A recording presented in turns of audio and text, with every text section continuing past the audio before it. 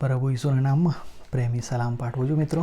સારું ટાઈમ બગાડ્યા વગર આપણે વચન તરફ આગળ જઈએ. અને તે પહેલાં હું તમને એક પ્રશ્ન પૂછવા માગું છું કે પ્રભુએ સૌથી છેલ્લામાં છેલ્લી કઈ બાબત સર્જી? પ્રભુનું સૌથી છેલ્લામાં છેલ્લું સર્જન કયું?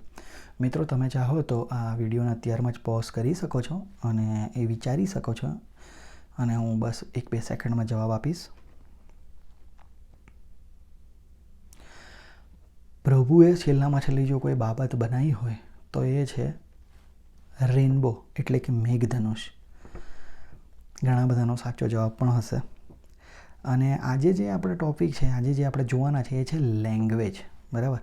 કારણ કે તે પણ પ્રભુનું સર્જન છે. આ દુનિયામાં આટલી બધી લેંગ્વેજો ક્યાંથી આવી? એવું કહેવામાં આવે છે કે 6500 લેંગ્વેજીસ બોલવામાં આવે છે. 195 ટોટલ આશરે કન્ટ્રીઝ છે દુનિયાની અંદર, અને એમાં 6500 લેંગ્વેજ બોલવામાં આવે છે. તો એ બધી લેંગ્વેજ ક્યાંથી આવી? હા, બધી લેંગ્વેજ પ્રભુએ આપી નથી. ઘણી માણસોએ બનાવેલી લેંગ્વેજ છે. સાઇન લેંગ્વેજ પણ માણસે બનાવી છે.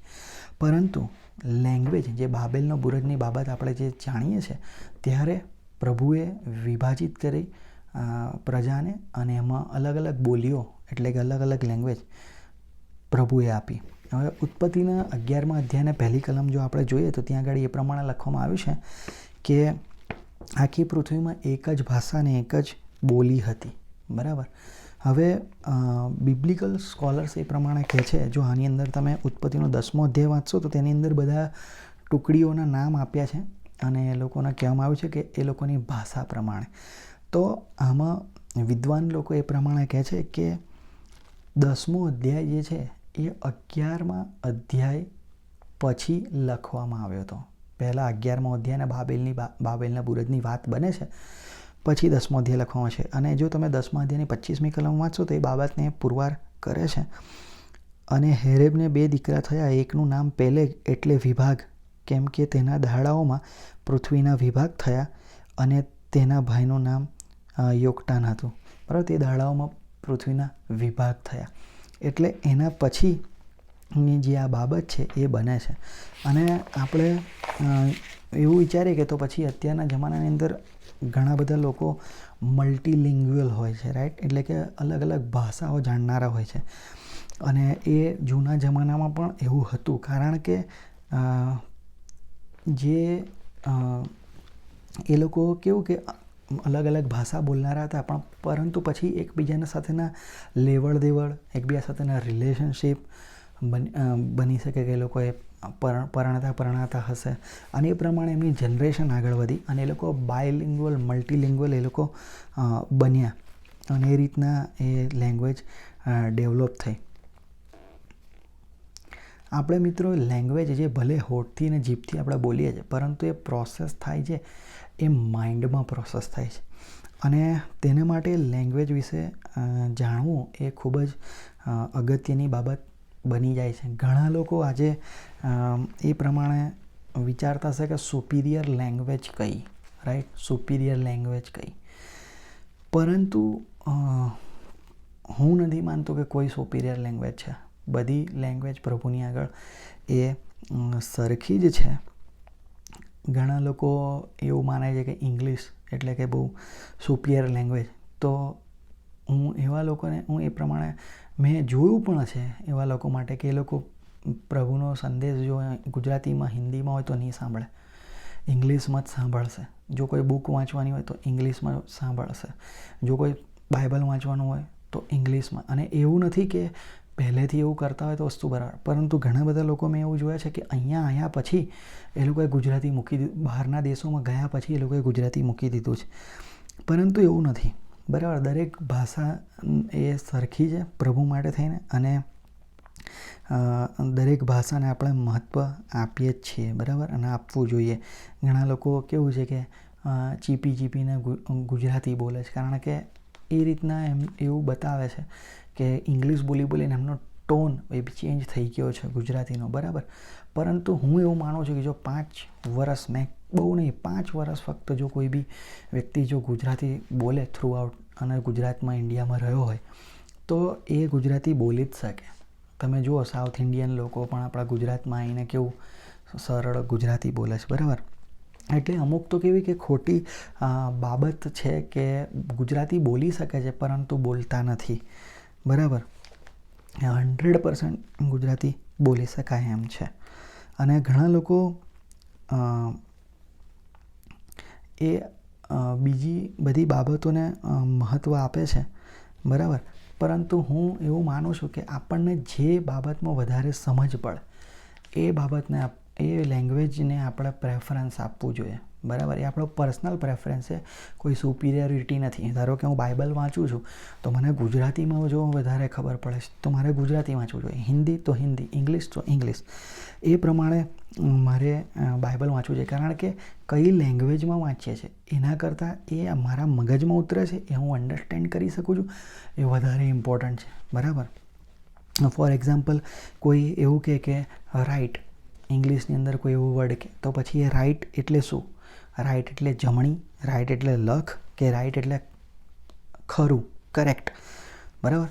પણ જો વધારે સમજ પડે ગુજરાતીમાં તો એમ કે ભાઈ કરેક્ટ એટલે કે સાચું, તો તરત જ ખબર પડીએ કે આ શું કહેવા માગે છે, બરાબર. હા, પણ એવું નથી કે હું કોઈ લેંગ્વેજને ઊંચી નીચી ગણું છું, એવું નથી.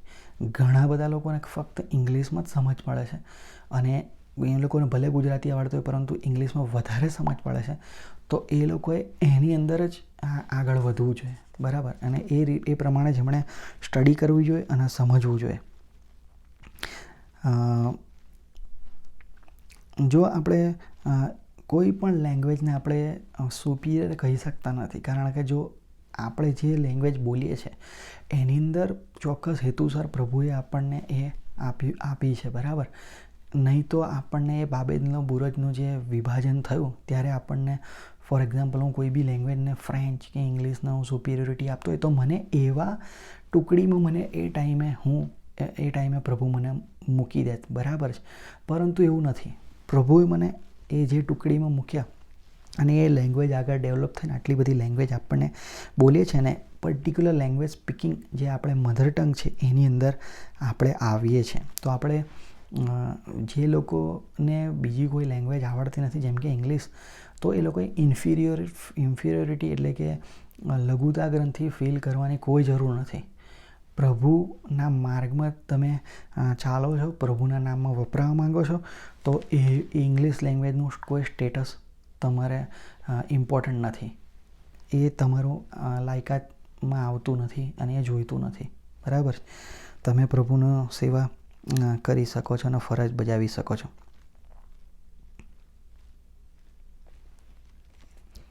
ઘણા ચર્ચ સર્વિસમાં પણ મેં એ પ્રમાણે જોયું છે કે આપણે ઘણી બધી વખત ચર્ચ સર્વિસ આપણે ઇંગ્લિશમાં કન્ડક્ટ કરીએ છીએ, પરંતુ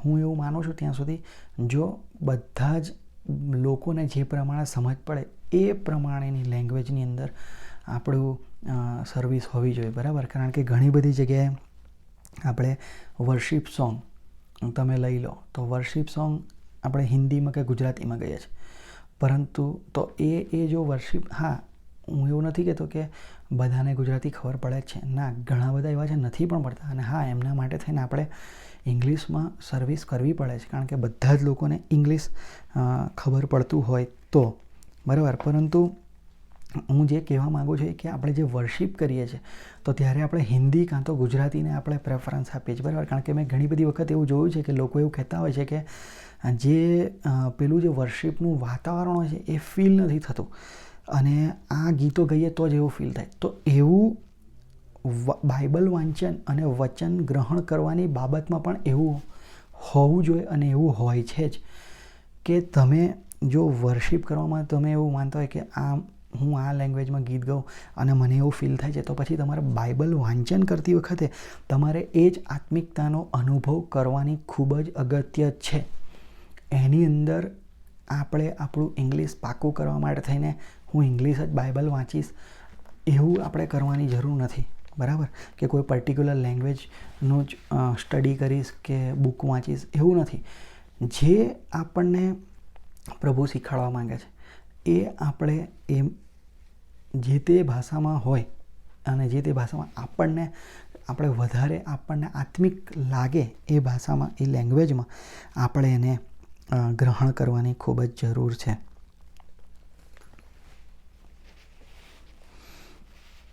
આજે આપણે લેંગ્વેજ વિશે જ્યારે જોઈએ છે તો આપણે આપણી પોતાની લેંગ્વેજ એટલે કે ફક્ત જે બોલીએ છે, ફક્ત જે લેંગ્વેજ બોલે છે એ નહીં, પરંતુ આપણે કેવી રીતના આપણા મુખના શબ્દો કેવા છે, આપણે કેવી રીતના આપણે બોલીએ છીએ, બરાબર. આપણા મુખના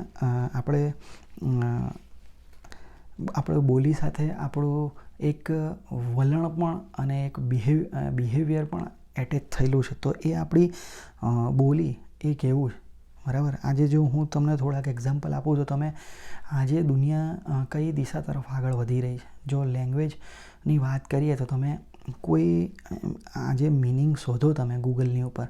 ફોર એક્ઝામ્પલ હું તમને કહું કે તમે ડોમિનિયન શબ્દ શોધો તો એનો તરત જ મિનિંગ તમને નહીં આવે, બરાબર. ડોમિનિયનથી કઈ બાબત જોડાયેલી છે, કોઈ કંપનીનું નામ છે, કોઈ શોપિંગ મોલનું નામ છે, કોઈ થિયેટરનું નામ છે, તો એવું બધું તમને આપવામાં આવશે, બરાબર. અને જે બીજું એક્ઝામ્પલ આપું, જેનેસિસ. તમે જેનેસિસ સર્ચ કરજો તો એનો મિનિંગ શું છે એ મિનિંગ નથી આવતો, પરંતુ એને રિલેટેડ બધી મટીરિયલ બાબતો આવી રહી. તો આજે સોસાયટીની અંદર શું થઈ રહ્યું છે કે જે મિનિંગ હોય એ મિનિંગલેસ સોસાયટી થઈ રહી છે, રાઈટ. કે જે કનેક્ટેડ છે જે મટીરિયલ બાબતો સાથે, એ મટીરિયલિઝમ આગળ આવી રહ્યું છે. અને જે એનો જે મિનિંગ છે, જે બી શબ્દ છે, એનો જે મિનિંગ છે, એનો જે પર્પઝથી એ ડેવલપ થયો છે એ આગળ આવતું નથી. ગૂગલની અંદર જે ડૂડલ પણ જે સિલેક્ટ કરવામાં આવે છે, બરાબર, એ પણ તમે જોજો. જે ડૂડલ સિલેક્ટ કરે ત્યારે એ દિવસે તમે જોજો કે એ દિવસે હિસ્ટ્રીની અંદર દુનિયાની અંદર શું થયું અને કેવી રીતના એ એટલી બધી બાબતોમાંથી અમુક અગત્યની બાબતને પણ પડતી મૂકીને કેવી બાબતને પ્રમોટ કરવા માટે પસંદ કરવામાં આવે છે, બરાબર. હું તમને કહું કે હું ફોનની અંદર ટાઈપ કરતો હતો ને ઘણી બધી વખત આપણે ઓટોફિલ એટલે કે પોતે જ ટાઈપ થઈ જાય. આપણે ટાઈપ કરતા હોય તો શબ્દ અધૂરો હોય તો ટાઈપ થઈ જાય. તો એની અંદર તમે પણ આ ટ્રાય કરી શકો છો. તમે કોઈ બી તમે સેન્ટેન્સ લખો કે ભાઈ I trust only God lord almighty. તો તમે જોજો ગોડ લોર્ડ ઓલમાઇટી એ બધું કેપિટલાઇઝ થવું જોઈએ એના પહેલાં અક્ષર, પરંતુ એ કેપિટલાઇઝ નહીં થાય, બરાબર. અને તમે એવું લખજો સેટન તો કેપિટલાઇઝ થઈ જશે. હા, આપણે કોઈ નામ હોય જીસસ છે તો એ કેપિટલાઇઝ થાય. હા, કોઈનું નામ લખે લુસિફર તો એ કેપિટલાઇઝ થાય. પરંતુ જ્યારે આપણે ગોડ લોર્ડ ઓલમાઇટી એ સેન્ટેન્સની વચ્ચે આવશે તો કેપિટલાઇઝ નહીં થાય, પરંતુ તમે જો સેન્ટેન્સની વચ્ચે પણ સેટન આવશે તો એ કેપિટલાઇઝ થઈ જશે. તો કેવી બાબતો આજે દુનિયામાં આગળ આવી રહી છે, બરાબર. અને આપણે જોઈએ છે કે એ બધા આપણા જેમ યુઝ થાય છે વર્ડ્સ એ પ્રમાણે આપણું એડ થાય. આજે આપણે કોઈ 1990s ડિક્શનરી વાપરતા નથી. કેમ? શું લેંગ્વેજ એ જ છે, શબ્દ એ છે, પણ આમ તો આપણે કેમ અપડેટેડ લેટેસ્ટ ડિક્શનરી વાપરીએ છીએ? કારણ કે એ બધા નવા શબ્દો એ આવતા જાય છે અને શબ્દોનો અર્થ અને અનર્થ પણ થઈને એડ થાય છે. જેમ કે હું એમ કહું કે સ્વેર, બરાબર. સ્વેર શબ્દોનો અર્થ બેઝિકલી એવો હતો કે કસમ લેવી, ઓથ લેવો, પરંતુ આજે નોર્મલ એનો જે મિનિંગ થઈ ગયો સ્વેર એટલે કે ગાળ બોલવી, એવો મિનિંગ થઈ ગયો. તો એ બધું કોના લીધે છે, કેવી રીતના એ બધું થાય છે? એ બધું માણસ આપણી પર ડિપેન્ડ છે, લોકોના થિંકિંગ પર ડિપેન્ડ છે. તો જે આપણે જે ભાષા જે વાપરીએ છીએ, જે બોલીએ છીએ, જે અંદરથી બહાર આવે છે એ કેવી છે? આજે જુઓ તમે વરસાદ પડતો હોય તો ઘણા બધા લોકો એ પ્રમાણે અહીંયા આગળ કેનેડાની યુએસની વાત કરી દઉં તમને થોડી, તો એ પ્રમાણે કહે છે કે ઇટ ઇઝ સ્પીડિંગ, બરાબર. એટલે કે થૂકી રહ્યું છે, થૂક જેવું પડી રહ્યું, ઝીણો વરસાદ પડી રહ્યો, થૂક જેવો. તો આ આપણી ભાષા છે. હવે વરસાદ કોણ આપે છે? તો આપણે કહીએ ઇટ ઇઝ સ્પીટિંગ, તો કોણ સ્પીટિંગ? એવું આપણાથી બોલાય નહીં, બરાબર. વરસાદ કોણ આપે છે? આપણે કહીએ કે ઝરમર વરસાદ પડે છે, કે it is raining a little bit, right. પણ આવી બધી બાબતો, આવી બધી ભાષા ડેવલપ થયેલી છે, બરાબર.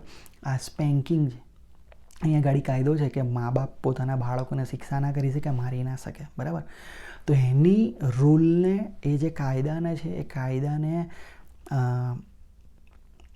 શું કહેવાય, ઓવરટેક કરવા માટે થઈને સ્પેન્કિંગ એટલે કે છે કે લાફો મોં પર નહીં પણ લાફો પાછળ, નીચેના ભાગમાં લાફો મારો પાછળ, બટક્સ પર, એ પ્રમાણે એને સ્પેન્કિંગ કહેવાય છે. તો કે નાના છોકરાને તમે એવું કરી શકો. તો એનો અર્થ શું?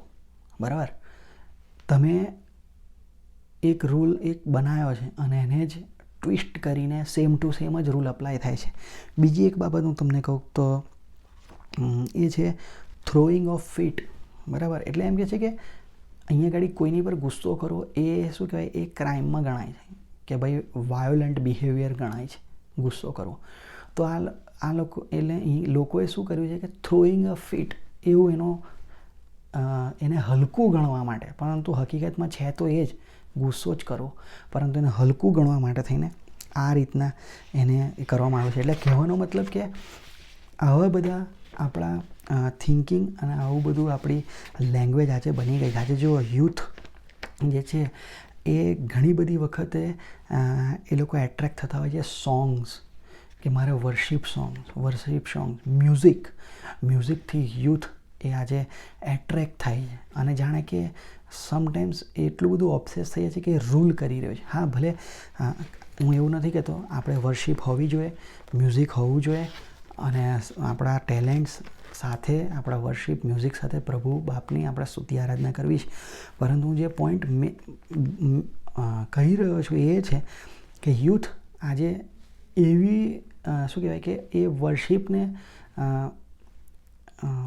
જે વર્શિપનું જે પર્પસ છે એને ભૂલીને, પરંતુ એમને વર્શિપ કરવી જ, પરંતુ કેવી રીતના કે જો આ પ્રકારનું આ રીતના મ્યુઝિક હોય, આ રીતના વર્શિપ હોય તો આ વર્શિપ કરવા માટે થઈને રેડી થાય છે. એટલે કહેવાનો મતલબ એ કે જો કોઈ જગાએ જો વર્શિપ ના હોય, અથવા તો જે તે ફોર એક્ઝામ્પલ કે હું બહુ સારું વર્શિપ કરતો હોય, એના મ્યુઝિક વગાડતો હોય, બધું કરતો હોય, અને ઘણા બધા યુથ આવે, હવે એક દિવસ હું એ બંધ કરી દઉં છું, તો પછી શું?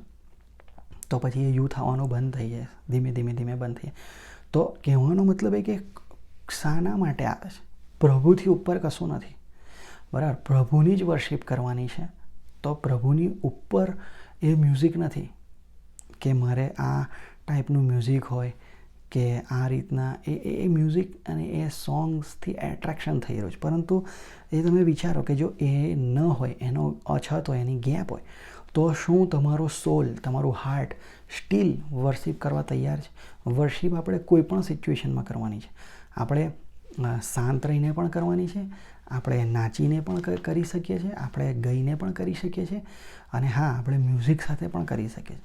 એ બધી રીતે કરવાની છે. પરંતુ કોઈ એક પર્ટિક્યુલર આપણો જો પ્રેફરન્સ બની જાય છે તો એ આપણી પર હાવી થઈ જાય છે. હું એ પ્રમાણે હું કહેવા માગું છું. સ્ટાર્ટિંગ હું તમને જો કહું તો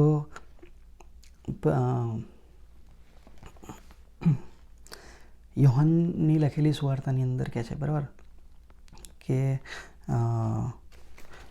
in the beginning there was word. બરાબર, એટલે કે આદિએ શબ્દ હતો, શબ્દ દેવની સંગાથે હતો, અને શબ્દ દેવ હતો. બરાબર, તો શબ્દ છે એ દેવ છે. બરાબર, ધ વર્ડ ઇઝ અલાઇવ. બરાબર, એટલે કે પ્રભુ ઈસુ એ શબ્દ છે. સોંગ ક્યાંથી આવે છે? સોંગ, આપણે કોઈ પણ સોંગ હોય, સોંગ ક્યાંથી આવે છે? તમે જો ખોટું લાગ્યું હોય તો તમે હવે હું જે કહેવાનો છું એ સાંભળો, તો તમને ક્લિયર થશે કે હું શું પોઈન્ટ કહેવા માગું છું. બરાબર, સોંગ એ જો તમે કોઈ પણ ગીત કરતાને પૂછશો, આપણા ક્રિશ્ચિયન સોંગની જ વાત કરું છું, તે પ્રમાણે કહેશે કે મને આ ફોર એક્ઝામ્પલ ગીતશાસ્ત્ર 100, તો હું એની પરથી મને સોંગ બનવાની પ્રેરણા મળીને મેં સોંગ બનાવ્યું. તો એ શાની પરથી આવે છે? વર્ડ, રાઈટ, વચન, રાઈટ, અથવા તો એ પ્રમાણે કે મને હોલી સ્પિરિટે મને ગાઈડન્સ આપ્યું અને મેં આ સોંગ બનાવ્યું. બરાબર છે. તો બેવ કેસમાં ત્રીજો કેસ તો શું હોય કે ભાઈ મેં જાતે બનાવ્યું. તો જાતે બનાવે તો એનો એક ક્વેશ્ચન છે કે ભાઈ તમે શું જાતે બનાવો તો શું એ સોંગ પ્રભુ માટે આપણે ગાઈ શકીએ? પહેલાં તો એ ક્વેશ્ચન છે.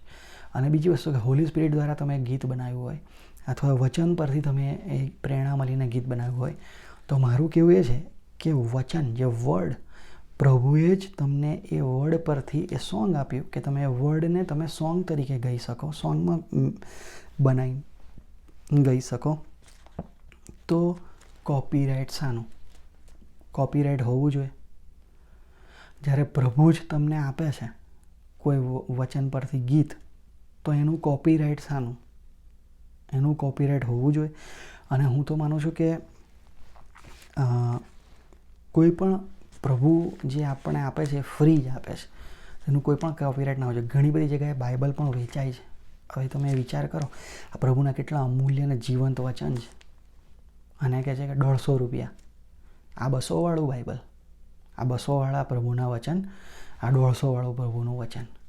પ્રભુનું વચન એ સેમ જ છે. હું જ્યાં સુધી માનું છું ત્યાં સુધી આપણે પૈસા ન લેવા જોઈએ પ્રભુના વચન માટે થઈને, પરંતુ ઉલટાનું આપણે એમ કહેવું જોઈએ કે આ પ્રભુનું જીવંત વચન છે, તમે દાન આપી શકો છો તમારે પ્રેરણા પ્રમાણે પ્રભુના જીવંત વચનને માટે થઈને. અને એ પ્રમાણે જો આપણે કોઈ રજૂઆત કરીએ ને, તો હું નથી માનતો કે કોઈ ઓછા પૈસા આપે. અને જો કોઈ નથી પણ આપતું અથવા તો ઓછા પણ આપે છે, તે આપણે સ્વીકારી લેવા જોઈએ. હું તો એ પ્રમાણે કહું છું. એ વચન આપણે એને આપવું જોઈએ. એ વચન વાંચશે, પ્રભુ એના જીવનમાં કાર્ય કરશે અને સમજણ આપશે, બરાબર? કારણ કે આ અમૂલ્ય વચન છે, આનું કોઈ કિંમત નથી. આને ગમે એટલા હજારો રૂપિયા પણ લેવામાં આવે તો આ અમૂલ્ય વચન છે, એની કિંમત નથી. પરંતુ જે કોસ્ટ જે છે, આપણે એને જે એના એ વચનને આપણે જે પ્રિન્ટ કરીને જે કોપી બનાવવાનો કોસ્ટ છે, એના માટે થઈને આપણે એ લઈએ છીએ, એવું બાબત હું સમજી શકું છું. પરંતુ આ આપણે એવું કહી શકીએ કે ભાઈ તમે દાન આપો, એના માટે થઈને આપણે એમને ચાર્જ કરીએ સ્ટીકર લગાવીને કે MRP 100, એના કરતાં દાન લઈએ તો એ વધારે આગળ પડે, એવું મારું માનવું છે. પરંતુ આપણે એ ટૉપિક પર આગળ નહીં, પરંતુ આપણે આગળ જોવા માંગીએ છીએ કે કોઈ મીટિંગની અંદર, ફોર એક્ઝામ્પલ, કોઈ મીટિંગની અંદર કોઈ મીટિંગમાં આપણે જઈએ છીએ અને માની લો કે એની અંદર કોઈ સંદેશો આપનાર વ્યક્તિ આવ્યું નથી અને આપણે ફક્ત ગીતો ગાઈએ છીએ અને ગીતો ગાઈને છૂટા પડી જઈએ છીએ, બરાબર? તો આપણે શું કહીએ છીએ? આપણે એવું કહીએ છીએ કે મીટિંગમાં જઈને આવ્યા, બરાબર? કે મીટિંગમાં જઈને આવ્યા, હા, પણ વક્તા આવ્યા નહોતા તો સંદેશો તો નહોતો. અને અથવા તો બીજી બાજુએ ઓન ધી અધર સાઈડ આપણે કોઈ મીટિંગમાં જઈએ છીએ અને ત્યાં ગીત કશું જ નથી ગવાતું, એક પણ આપણે ગીત ગાતા નથી, ને આપણે કહીએ છીએ કે ચલો આપણે વચન તરફ આગળ જઈએ અને વચન વાંચીએ. તો આપણે બહાર નીકળીએ છીએ તો આપણે શું એવું કહી શકીએ છીએ કે મીટિંગમાં જઈને આવ્યા, બરાબર? તો એ બાબત વિચારવાની જરૂર. તો હું એટલા માટે કહી રહ્યો છું કે ઘણા બધા ક્રિશ્ચિયન યુથ અને ઘણા બધા એડલ્ટ પણ આજે એ પ્રમાણે કરી રહ્યા છે. કારમાં જતા હોય, પહેલું ગીત પ્રભુનું વગાડવાનું, પછી પિક્ચરના ગીત સ્ટાર્ટ. પ્રસંગ હોય, લગ્ન પ્રસંગ, કોઈ પણ પ્રસંગ, ફંક્શન હોય, પહેલું ગીત પ્રભુનું વગાડવાનું. એટલે આ શું છે? એનો અર્થ શું છે? ઘણા લોકો 2 ગીત કે 1 ગીત કાનમાં નાખીને સાંભળી લે, બરાબર? એ પ્રમાણે એ લોકો ગીતો સાંભળી લે છે અને એમને એવું લાગે છે કે આ જાણે કે મેં શું કહેવાય, આ મેં ક્વાઇટ ટાઈમ કર્યો, કે મેં પ્રભુનું નામ લીધું. એવું કહે છે કે ઘણા બધા લોકો એમ કહે પ્રભુનું નામ લેવાનું તો ઘણી બધી રીતે લેવાય. હું આ રીતના ગીતો સાંભળીને પ્રભુનું નામ લઉં છું. મિત્રો, એ જે તમે કરો છો એ બરાબર છે, પરંતુ બાઇબલના જે વચનને સબસ્ટિટ્યૂટમાં રાખીને એ તમે નહીં કરી શકતા. એને બાઇબલના વચનને, બાઇબલ સ્ટડીને એ રિપ્લેસ નથી કરી શકતું. અને માટે કહે છે કે પ્રભુ એ પોતે, પ્રભુ ઈસુ એ પોતે એ વચન છે, બરાબર? વચન એટલે પ્રભુ ઈસુ ખ્રિસ્ત પોતે. એ હતા, એ છે અને એ રહેવાના છે. અને પ્રભુનું વચન કહે છે માથી 24 અને 35 કે આકાશ તથા પૃથ્વી જતા રહેશે, પરંતુ મારી વાતો જતી રહેશે નહીં. એટલે કે પ્રભુના વચન એ જતા નહીં રહે, એ કાયમ રહેશે. બીજી બધી બાબતો જતી રહેશે. કેમ? કારણ કે પ્રભુ પોતે વચન છે. અને પ્રભુ પોતે જ્યારે વચન છે ત્યારે પ્રભુ તો કાયમ માટે છે. પ્રભુ આલ્ફા તથા ઓમેગા, આદિ તથા અંત છે પ્રભુ. જો તમે માથીની લખેલી સુવાર્તા 8મો અધ્યાય 8મી કલમ વાંચો અને લુકની લખેલી સુવાર્તા 7મો અધ્યાય 7મી કલમ, કોઈ એવું કોઇન્સિડન્સ જેવું લાગે, પરંતુ માથીની લખેલી સુવાર્તા 8મો અધ્યાય 8મી કલમ, લુકની લખેલી સુવાર્તા 7મો અધ્યાય 7મી કલમ, ત્યાં એ બાબત લખવામાં આવી છે. સુબેદાર પોતાના ચાકરને સાચાપણું મળે એટલે પ્રભુ પાસે જાય છે અને કહે છે કે પ્રભુ તું મારા છાપરા તળે નાઈશ, તું ફક્ત શબ્દ બોલ, એવું કહે છે. તું ફક્ત શબ્દ બોલ. એવું નથી કહેતો કે પ્રભુ તમે શબ્દો બોલો, કે એવું નથી કહેતો કે પ્રભુ તમે સેન્ટેન્સ બોલો, કે તમે આવું કહી દો. એ એટલું જ કહે છે કે તું ફક્ત શબ્દ બોલ, એક જ શબ્દ, તું ફક્ત શબ્દ બોલ એટલે મારો ચાકર ત્યાં સાજો થઈ જશે. કેટલો ગજબનો વિશ્વાસ!